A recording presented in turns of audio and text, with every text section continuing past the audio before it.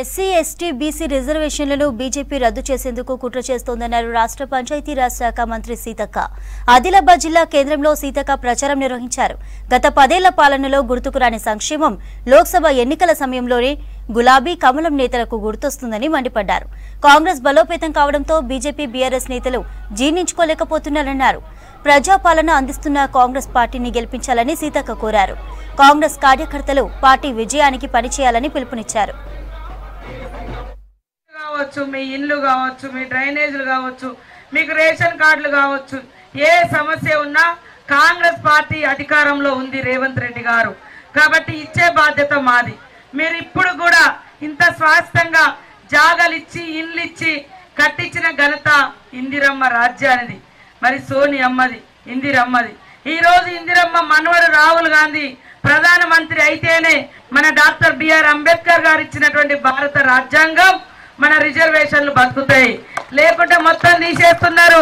ఇవాళ వచ్చి దేవుడి పేరు చెప్తారు, దేవుడు గుడిలో ఉంటాడు, మనం పోయి మొక్కుకొని గుండెల్లో నింపుకుంటాం. కానీ రోడ్ల మీదకి తీసుకొచ్చి ఓట్ల కోసం జెండాల మీదకి ఏ వాళ్ళు తీసుకురారు, ఒక బీజేపీ వాళ్ళే తెస్తున్నారు.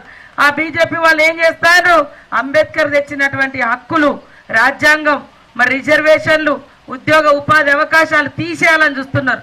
ఈ 10 ఏళ్ళల్లో ఒక్కరికన్నా 10 ఏళ్ళు మోడీ ఉన్నాడు కదా, ఒక్కరికన్నా ఇల్లు వచ్చిందా? మీ ఇళ్ళలో ఒక్కరికన్నా నౌకరు వచ్చిందా? ఒక్కరికన్నా రేషన్ కార్డు వచ్చిందా? మరి ఏమన్నా ధరలు తగ్గినాయా? కాంగ్రెస్ 10 ఏళ్ల కింద 450, 500 గ్యాస్ సిలిండర్ ఇచ్చింది. మోడీ వచ్చినాక 1200 పెంచిండు. మళ్ళీ ఇప్పుడు రేవంత్ రెడ్డి 500కే చేసిందా లేదా గ్యాస్ సిలిండర్? ఇవాళ అన్ని రేట్లు పెంచిండు. మళ్ళీ వచ్చి ఓట్లు అడిగి ఏమన్నంటే గుడి గుడి అంటాడు. అసలు గుడిలన్నా కట్టించిందా మరి మోడీ గారు? మనమే వేసుకొని కట్టించుకున్నాం. కానీ కనీసం దేవునికి పెట్టే అగరబత్తికి కూడా GST పన్ను వేసి